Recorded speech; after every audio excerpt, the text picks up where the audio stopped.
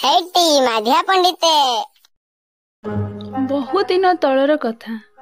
ନରିପୁର ଗାଁରେ ଗୋଟିଏ ମାଧିଆ ବୋଲି ପଣ୍ଡିତ ରହୁଥିଲା, ଯିଏକି ପୂଜା କରି ନିଜର ଜୀବନ ଅତିବାହିତ କରୁଥିଲା। ଦିନେ ମାଧିଆ ଜମିଦାର ଘରକୁ ପୂଜା କରିବା ପାଇଁ ଗଲା।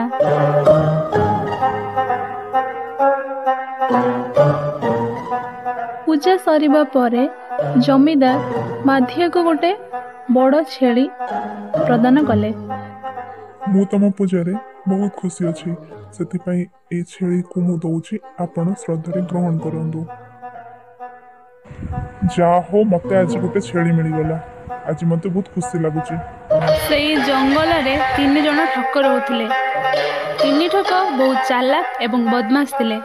ସେ ଜଙ୍ଗଲ ଦେଇ ଯିଏ ବି ଯାଉଥିଲେ ତାକୁ ବୋକା ବନେଇ ତାଙ୍କର ସବୁ ଜିନିଷ ହଡ଼ପ କରୁଥିଲେ। ଯେତେବେଳେ ମାଧିଆ ବ୍ରାହ୍ମଣ ସେ ଜଙ୍ଗଲ ଦେଇ ଯାଉଥିଲେ, ଆରେ କାଳୁ, ଦେଖ ଶିକାରୀ ଆପେ ଆପେ ଆମ ପାଖକୁ ଆସୁଛି। ହା ହା ହା। ଆରେ ଏଇ ମାଧିଆ ଏତେ ମୋଟା ଛେଳିଟା କୋଉଠୁ ମିଳିଲା? ଆଉ ଏ ବ୍ରାହ୍ମଣ ଏଇ ଛେଳିକୁ ନେଇ କ'ଣ କରିବ? ଏଇ ଛେଳି ଆମ ପେଟରେ ହିଁ ଯିବା ଉଚିତ। ଏହା କହି ସେ 3 ଜଣ ଗୋଟିଏ ଯୋଜନା କଲେ, ଯେଉଁଟାରେ କି ସେ ବ୍ରାହ୍ମଣ ପାଖରୁ ଛେଳିଟାକୁ ନେଇ ଆସିବେ। ଯୋଜନା ବନେଇବା ପରେ ପ୍ରଥମ ଠକଟି ବ୍ରାହ୍ମଣ ପାଖକୁ ଗଲା। ନମସ୍କାର ପଣ୍ଡିତେ, ଖରାପ ଭାବିବେନି ଯଦି ଗୋଟେ ପ୍ରଶ୍ନ ପଚାରିବି। ହଁ ପଚାର। ଏ କୁକୁରଟାକୁ କାନ୍ଧରେ ରଖି କୁଆଡ଼େ ଯାଉଛନ୍ତି?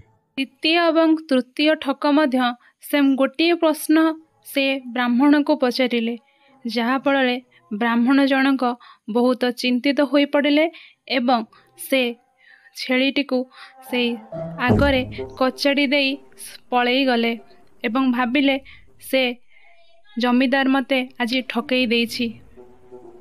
ଏହାପରେ ସେ 3 ଜଣ ବହୁତ ଖୁସି ହେଇଗଲେ ଏବଂ ବହୁତ ମଜାରେ ଛେଳିଟିକୁ ଖାଇଲେ। ଏଥିପାଇଁ କୁହାଯାଏ 3 ତୁଣ୍ଡରେ ଛେଳି।